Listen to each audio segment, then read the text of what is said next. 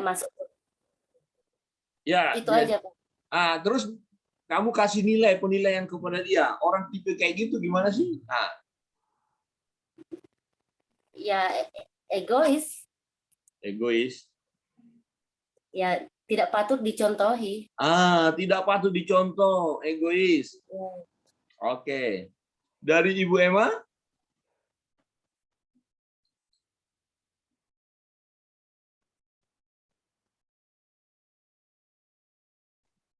Silakan Ibu Emma. Di unmute dulu. Ya, Pak. Ya. Kalau dari saya,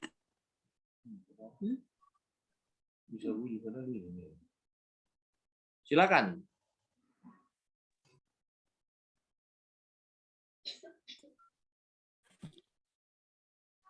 orang kaya itu memang dia awalnya ingin sungguh-sungguh mengikut Tuhan, tapi karena Tuhan bilang mau jual akhirnya dia masih mencintai hartanya daripada mengikut Tuhan.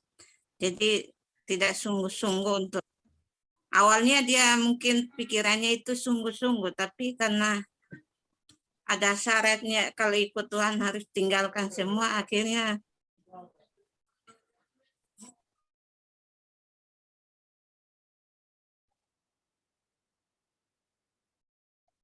Putus-putus, Bu.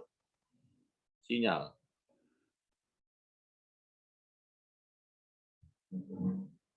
Oke. Bisa lanjut, Ibu Emma? ya itu saja, Pak. Oke. Jadi rupanya dia tidak siap ya. Dia lebih terikat hartanya. Nah, dari Gedalia.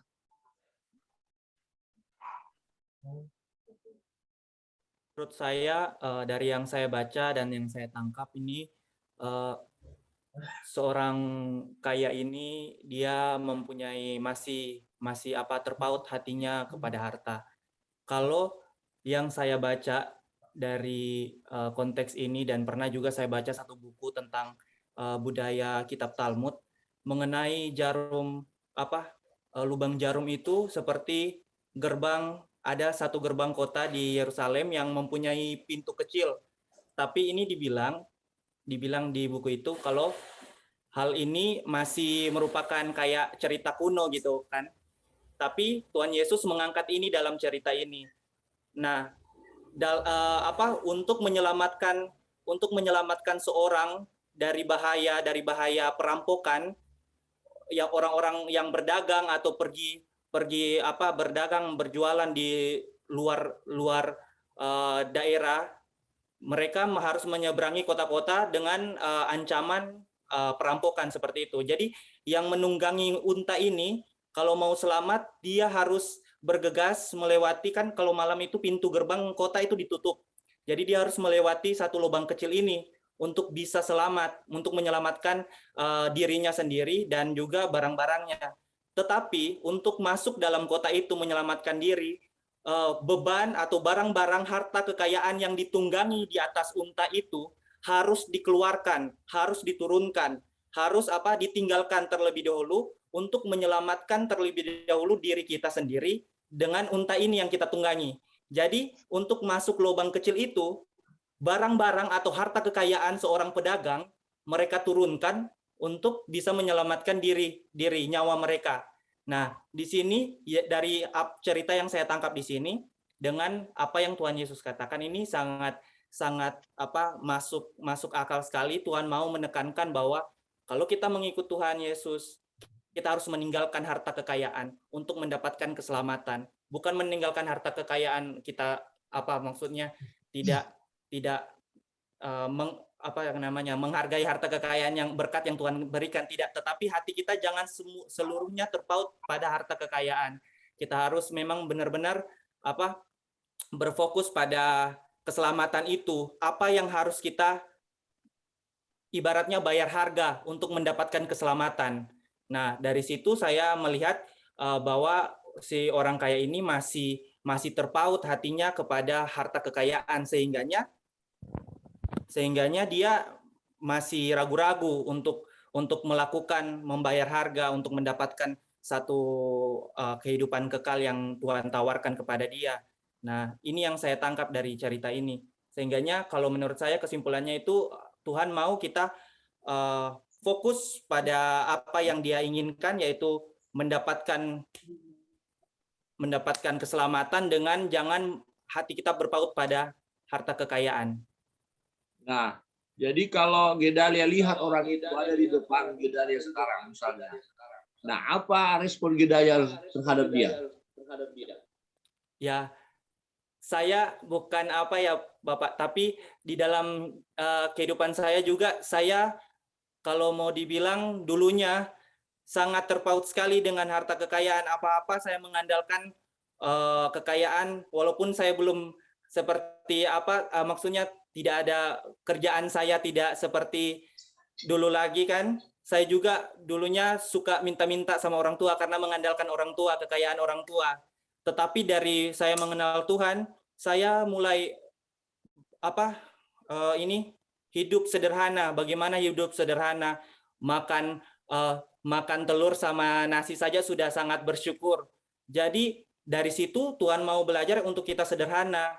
Kalau menurut saya, supaya saya dalam situasi apapun tidak tergiur dengan godaan apapun. Dari hidup sederhana itu Tuhan mau hidup kita itu kayak bagaimana ya, kayak ya tahan uji dari segala godaan gitu. Sehingganya kalau saya di depan orang kaya seperti itu, saya hanya mengingatkan saja. Tapi kalau boleh saya harus contohkan di depan dia, hidup sederhana bersama Tuhan itu lebih ya, kalau menurut saya lebih enjoy lah. Tidak ada beban pikiran untuk bagaimana kita besok harus memperlihatkan yang seperti apa kepada orang lain, harus pamer yang kayak bagaimana. Kan biasa kalau orang kaya itu suka pamer kan, suka mau yang hal yang baru yang mau ditonjolkan. Tetapi orang yang sederhana selalu ada kedamaian, apa adanya, dia tampil di depan banyak orang seperti apa ya, tanpa beban. Kalau menurut saya, kalau orang yang tampil di depan orang dengan apa adanya kita, tanpa memaksakan diri. Ya, oke. Jadi gini, misalnya orang itu kan tadi bicara misalnya ke Pak Ben. Gitu. Pak Ben, ya, tolong Pak Ben kasih tahu saya jalan keluar masalah saya. Saya punya masalah ini. Nah, kemudian Pak Ben kasih jalan keluar ke saya. Ya, dan jalan keluar itu adalah benar.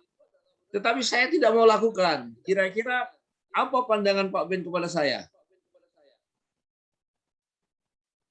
Silakan Pak Ben. Ya, pandangan saya ya, buat saya secara pribadi melihat orang yang mendapat saran itu dan diberi saran yang benar tepat, saya melihat bingung, saya lihat heran, saya lihat ini orang kok mau tapi mau mengikuti cara yang benar, ya tidak mau mengikuti solusi. Nah. Hanya heran Pak? Ya terbuka aja. Jangan karena ilustrasi saya jadi Bapak sungkan ngomong. Sedih juga lihat orang itu seperti itu. Sedih, heran, apa lagi?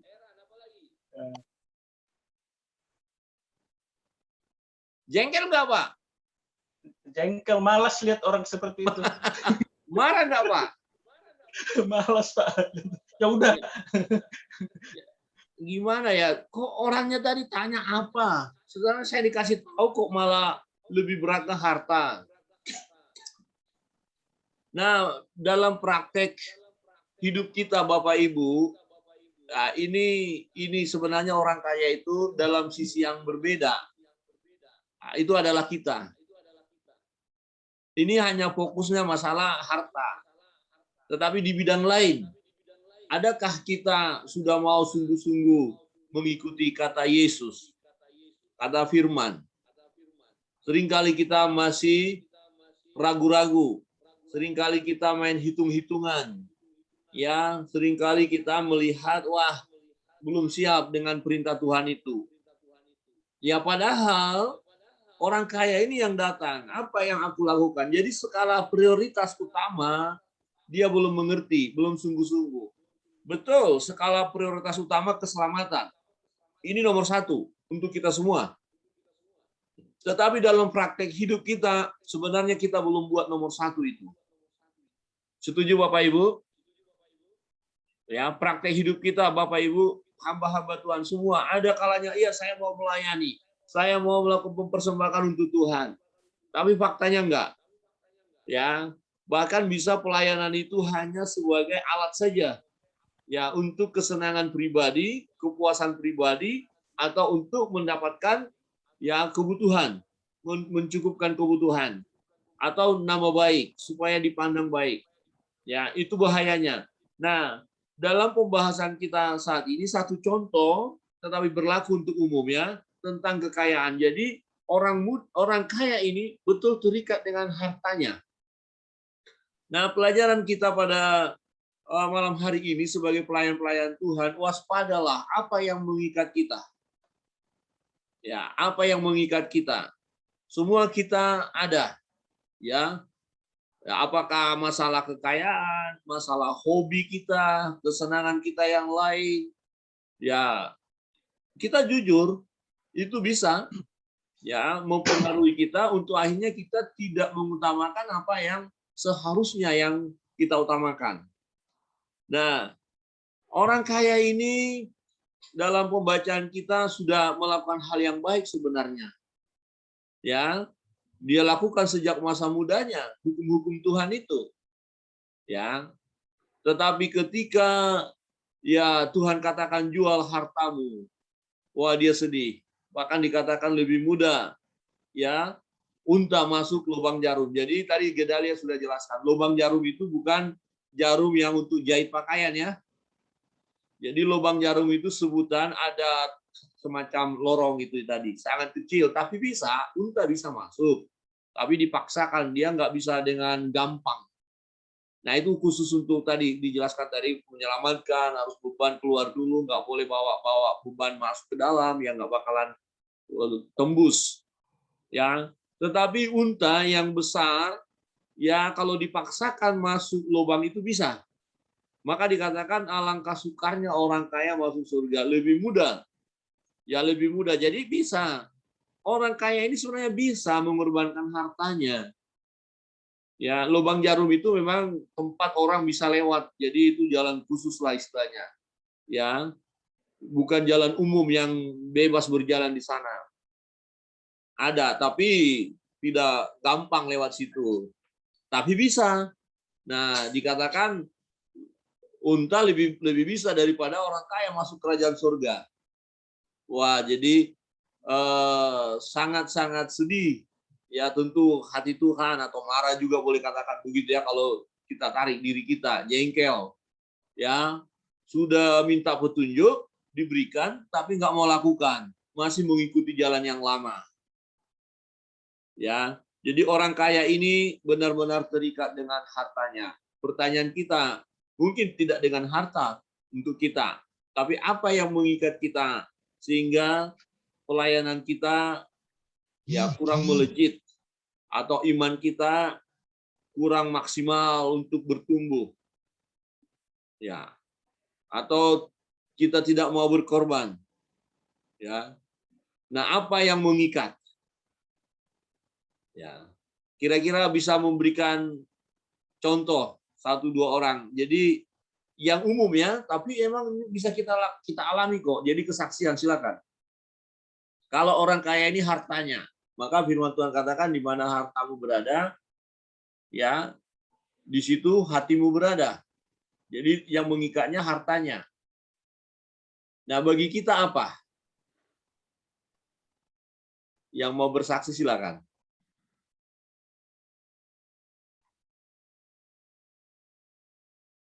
Karena kita sebagai hamba Tuhan harus kuat di sini, jangan sampai ada godaan-godaan lain udah goncang lagi kita, hilang dari peredaran, nggak lagi melayani begitu ya.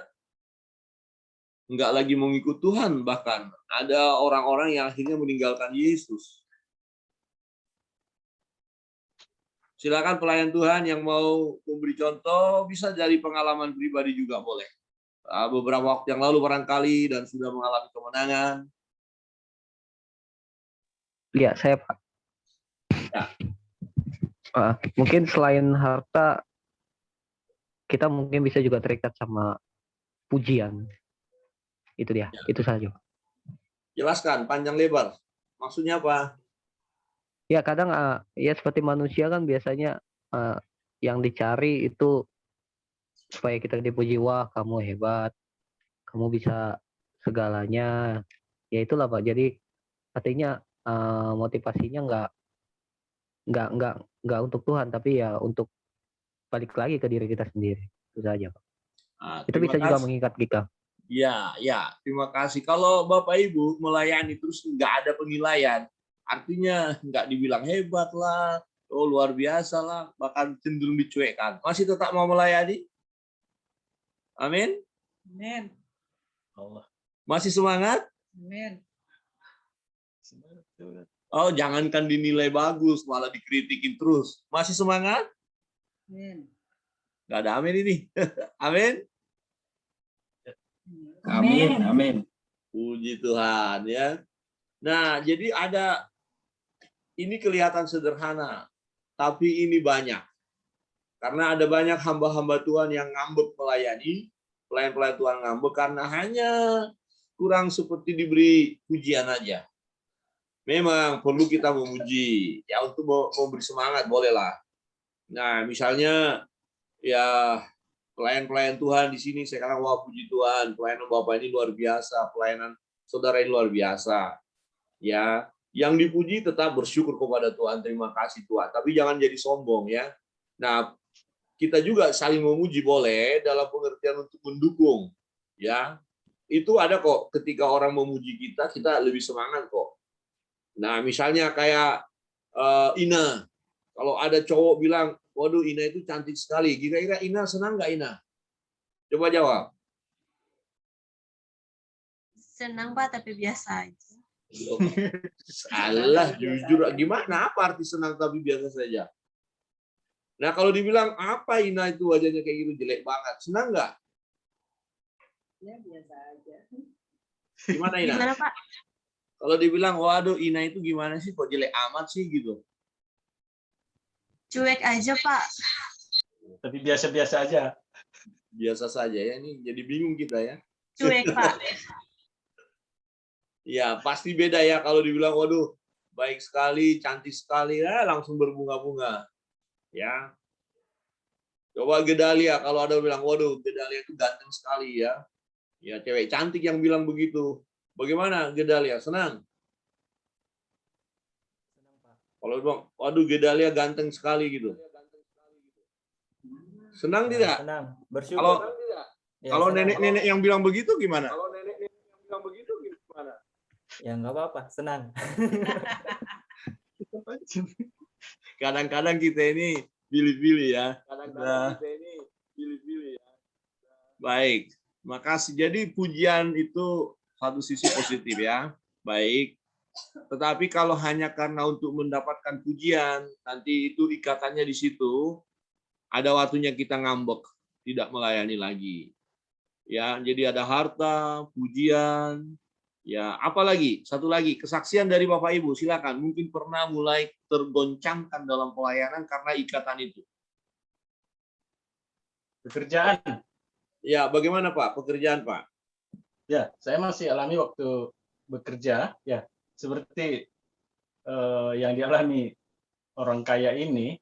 Ya, dalam belajar sore ini saya mengingat waktu saya masih aktif bekerja, ya saya lebih, kalau di persen, lebih besar condong ke pekerjaan.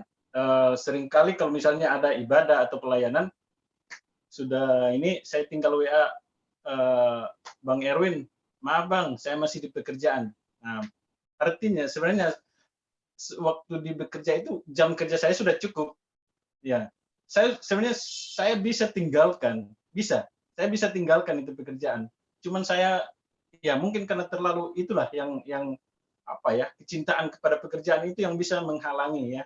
Ya, jadi itu contoh yang saya sampaikan bahwa pekerjaan, artinya mencintai pekerjaan, padahal bisa ditinggalkan. Itu yang saya ingat kembali tentang apa yang bisa, ya membuat kita memilih dibanding dengan misalnya pelayanan. Itu yang saya alami. Baik, terima kasih Pak Ben. Ya, ini banyak ya seperti itu.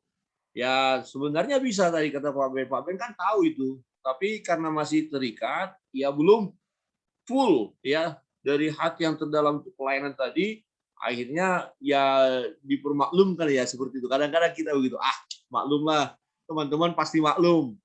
Pak Gembala maklum, apalagi Tuhan pasti maklum. Padahal Tuhan lihat loh, Tuhan tahu. Pelajaran kita firman Tuhan beberapa hari yang lalu, isi hati kita pun Tuhan tahu.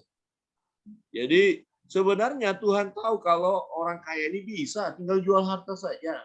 Tapi Tuhan tahu juga bahwa orang ini terikat masih. Jadi Tuhan tahu. Nah, baik, ada pandangan yang lain, silakan. Contoh. Satu lagi Pak, ya yang udah dikatakan Abang Erwin terikat dengan pujian dari Pak Ben tentang pekerjaan. Kalau kita belajar dari orang kaya ini yaitu hartanya, dan mungkin ada satu lagi yang pada umumnya mengikat juga kita yaitu hobi, kesenangan. Ya, mungkin kasusnya seperti Pak Ben misalnya ada pelayanan, tapi karena kita melakukan kegiatan aktivitas hobi kita, akhirnya kita melupakan pelayanan yang seharusnya kita kerjakan. Dan ya itu firman Tuhan katakan bahwa roh memang penurut tapi daging lemah. Ya. Nah, kalau saya kaitkan Pak dengan kasus orang kaya ini, ya di situ karena memang komitmennya dia, komitmen di dalam kehidupannya untuk mencari hidup kekal itu tidak sungguh-sungguh ya. Nah, mungkin gambarannya seperti kita orang percaya, orang Kristen dewasa ini, ya mungkin kita saat menaikkan pujian, menyembah Tuhan, ya mungkin ada lagu-lagu yang memang kita nyanyikan, tetapi tidak dari hati kita. Ya contohnya seperti lagu "Ku Mau Seperti Yesus". Benar nggak kita ambil anunya?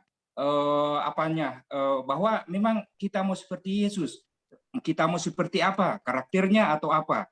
Ya mungkin karena dibilang Tuhan izinkan ada masalah-masalah di dalam kehidupan kita, kita sudah mundur, sudah lari. Padahal Yesus tidak seperti itu. Bagaimana kita mau katakan, ku mau seperti Yesus, ku mau sepertimu. Dan itu juga bilang, kaulah segalanya di dalam hidupku.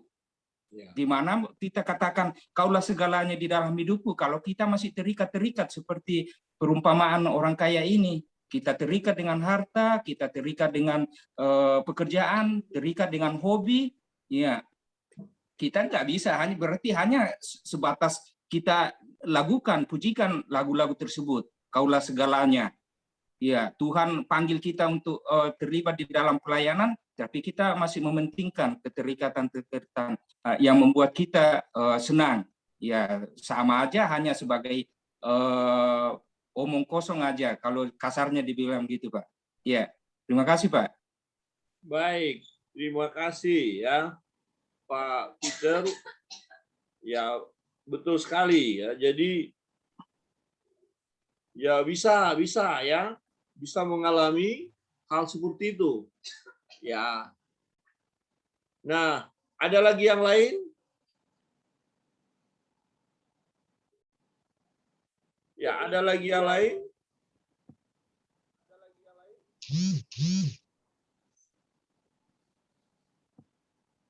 Ya, kalau dari saya juga karena terlalu sibuk dan terlalu kayaknya fokus banget sama, memang bekerja itu harus fokus, tapi kalau terlalu kita cintai sampai berlebihan, sampai kita juga tugas kita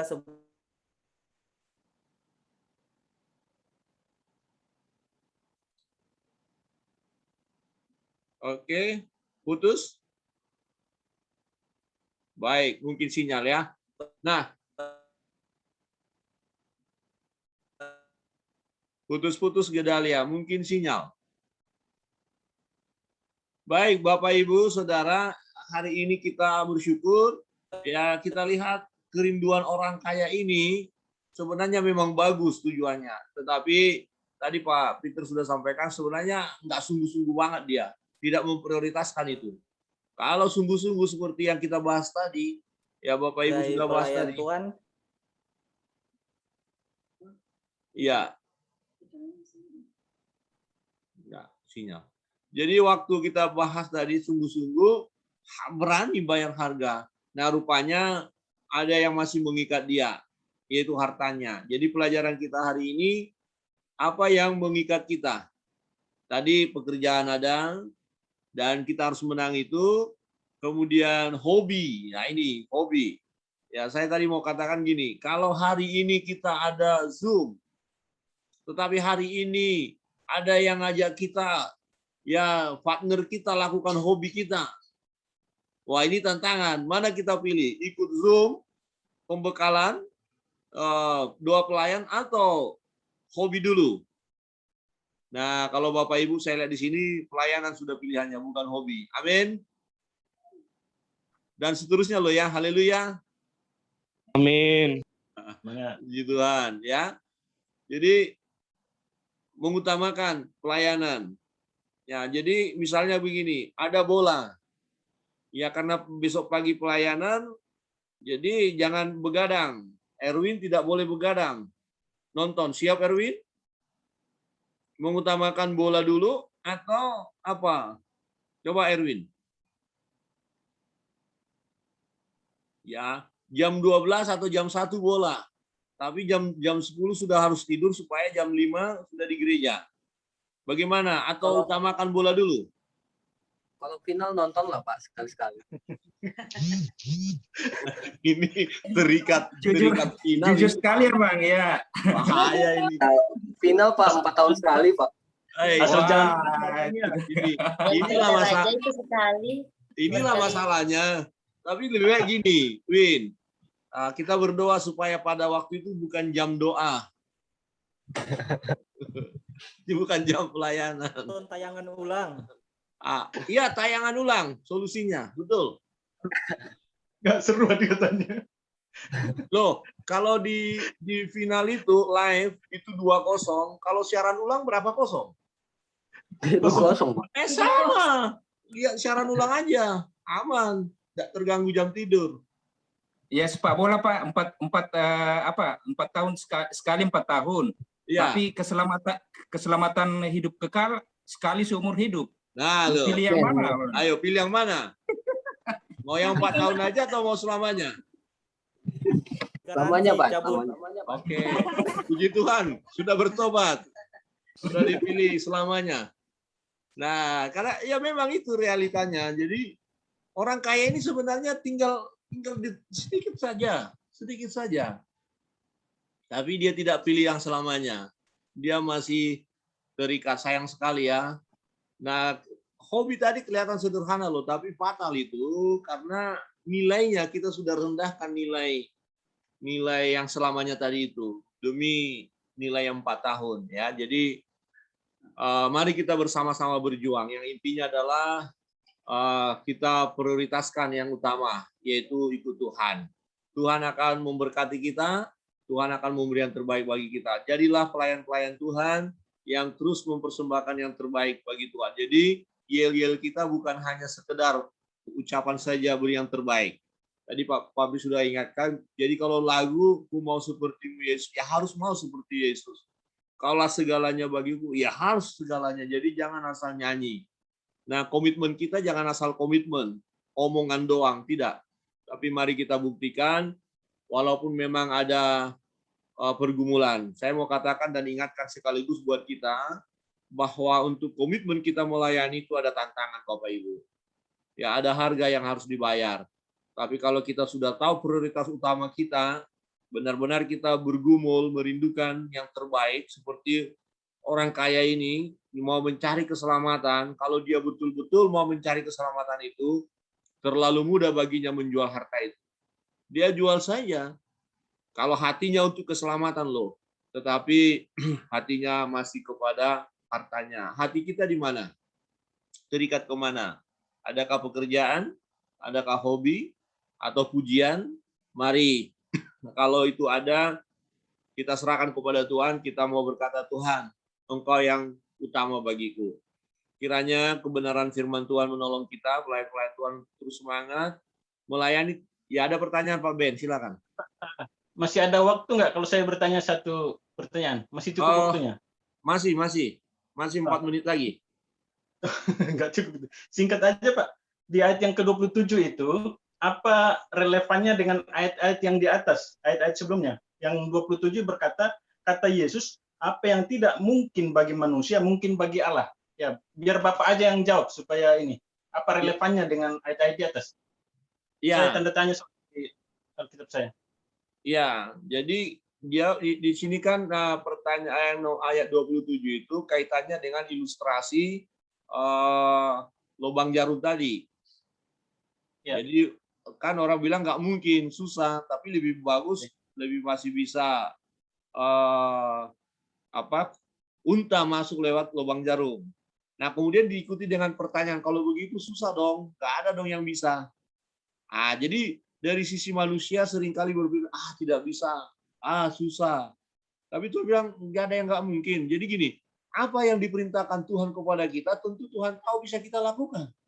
Nggak mungkin Tuhan perintahkan kita untuk melakukan sesuatu yang tidak bisa kita lakukan. Saya seringkali berhadapan dengan seseorang. Kemudian saya katakan, kita harus lakukan begini. Nah, jawabnya apa? Saya kan masih manusia, bukan malaikat. Loh, padahal firman itu untuk manusia, bukan untuk malaikat. Artinya begini, kita bisa melakukannya. Amin. Orang kaya ini sebenarnya bisa lakukan. Tinggal jual aja, sudah selesai. Ikut Yesus. Kalau hatinya kepada Yesus. Ternyata hatinya bukan kepada Yesus. Kan Yesus bilang, jual, bagikan kepada orang-orang miskin, bersedekahlah, kemudian ikut aku. Yuk, bersama-sama yuk, ikut Tuhan. Kan begitu. Nah, apa susahnya? Ya, sebenarnya nggak susah, bisa. Jadi intinya adalah, apa yang diperintahkan Tuhan, itu bisa kita lakukan. Kitanya saja yang seringkali berkata, aduh susah, saya kan masih manusia, saya bukan malaikat. Nah, disuruh misalnya begini, bertobat dari ikatan misalnya. Kayak Erwin tadi kan, main bola, harus saya nonton itu. Dan tadi, loh, apakah itu lebih penting yang 4 tahun daripada selamanya? Nah, akhirnya kita punya pengertian. Ya, lebih utama yang selamanya dong. Berarti bisa kita lepaskan itu. Ya, Erwin bisa lepas dari ikatan bola itu. Ya, daripada menghafal nama-nama pemain bola, lebih baik dia banyak menghafal firman Tuhan. Kan begitu. Ya kan? Nah, ketua sinode dia nggak tahu, tapi pemain Brazil, Inggris semua dia tahu kan? Apa manfaatnya bagi kita itu? Ya, dia tahu apa gaya permainan, apa itu aturan offside segala macam dikuasai, bola dikuasai, tapi aturan firman, aturan pelayanan tidak dikuasai. Kan bahaya itu. Jadi lebih baik peraturan-peraturan pemain bola lupakan sama sekali. Tetapi peraturan pelayanan hafal setengah mati. Mantap. Ya, amin. Bukan hanya untuk Erwin, untuk kita semua. Untuk majelis, pengurus juga. Ya, ini contoh aja. Sabar Abang Erwin. Sabar Abang. Kena semua kan? Kena semua kok. Ini namanya Abang, satu kerbau berkubang semua kena lumpur. Aman. Haleluya. Ya, jadi ini menarik. Jadi bisa. Memang berat. Misalnya, Pak Ben dipanggil Tuhan akan jadi misionaris. Bisa. Amin. Amin, amin. Pak Ben sudah nggak bekerja, rupanya maksud Tuhan adalah supaya fokus sekolah lagi. STT Pak, STT itu. Masuk STT, dibiayai Ya. Sinam. Amin. Amin. Amin. Tinggal tunggu Ini berarti. panggilan hati. Nanti Pak Pabrik nunggu dananya. Amin. Berarti jadi adik. Amin. Haleluya. Nah, Kalau Tuhan panggil pasti maju.